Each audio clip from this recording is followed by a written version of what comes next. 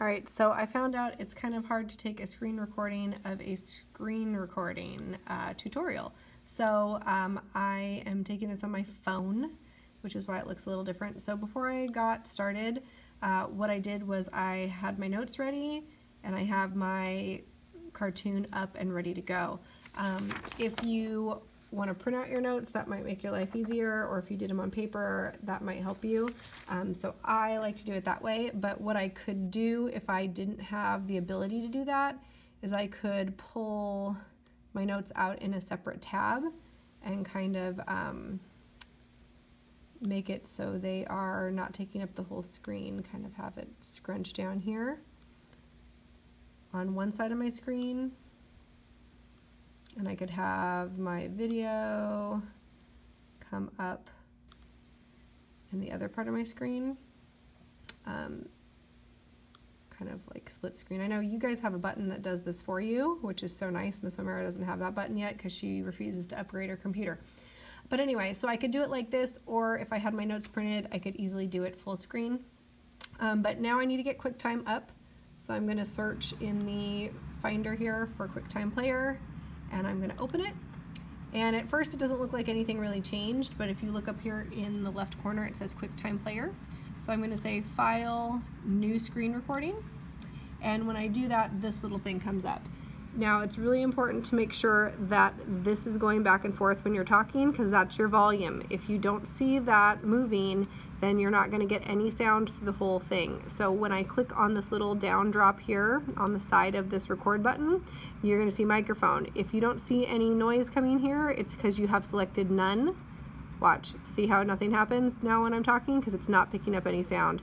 If I come back here, I click built-in microphone, then it starts to work again. Leave your volume down here. If you pull it up, you're going to get some weird feedback and it's going to sound awful. So you can just leave it down like that. Just if you see this, you're going to get some sound. Okay, so now I'm ready to start the screen recording.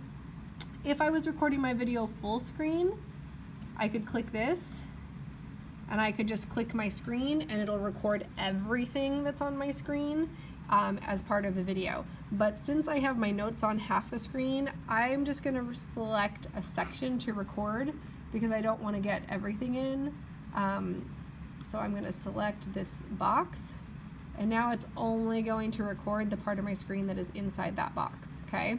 But if I was okay with recording everything, I could have just hit start recording. But if I want to record just a chunk of my screen, I do that, I make the box, and then I click start recording.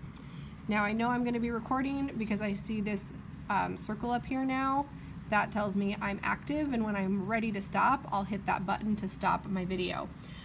So if I was going to make a screencast, now I'm recording, I'm going to hit play on my video. Nope. There we go.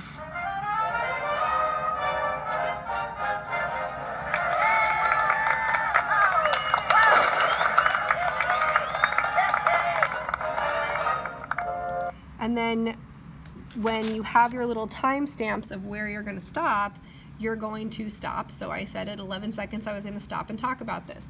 So all Miss O'Mara will see is your screen and the chunk that you've said to record, and that's what's going to be your video, but you are going to be able to have your notes either on paper or right here for yourself. So you know, okay, I need to stop at 11 seconds.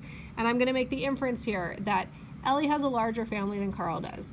I know this because Ellie's side of the church has many more guests than Carl's side of the church, and my prior knowledge lets me know that wedding guests sit on the same side as the person that they know. I also know that wedding guests include a lot of families, so I'm able to make the inference that Ellie's family is larger than Carl's. Okay, I have another inference at 11 seconds, so I would want to talk about that one. And then my next inference is at 19 seconds. So what I would do now is I am done talking about the inference at that point. I'm going to hit play on my video again.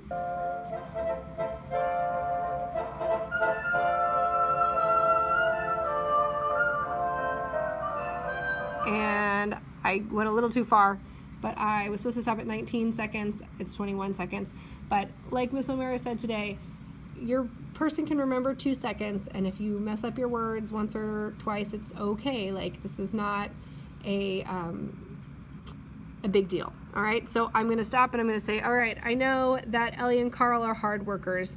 I know this because, and I'm going to give all of my evidence that I have here that goes along with this inference. And then I would be coming back over here, and I'm going to continue to let the video play. So when I'm done going through all of my video and all of my inferences that I have, and I'm ready to stop my screen recording and get my finished document, I'm going to hit this button up at the top to stop. And then you're going to see it pops up this separate video. Okay? So this is now my screen recording. This is my final assignment that I'm going to turn in for the project. I'm still going to make sure I bring my notes on Monday to turn into Miss O'Mara because the notes are a huge part of my grade, but this is now my video.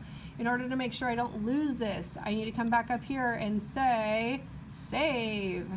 And then it's going to ask you, what do you want to title this video? Okay, so that's a good question, Miss O'Mara. So let's say homeroom number, which for you guys will be L2, L3, L4, or C8. And I'm going to call it ISC, which stands for inference screencast. And then I'm going to put my last name, comma, space, first, name,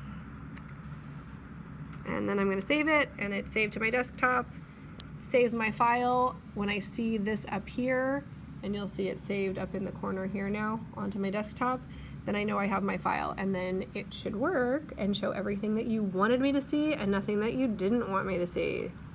I know I'm going to be recording because I see this circle up here now. That tells me I'm active, and when I'm ready to stop, I'll hit that button to stop my video.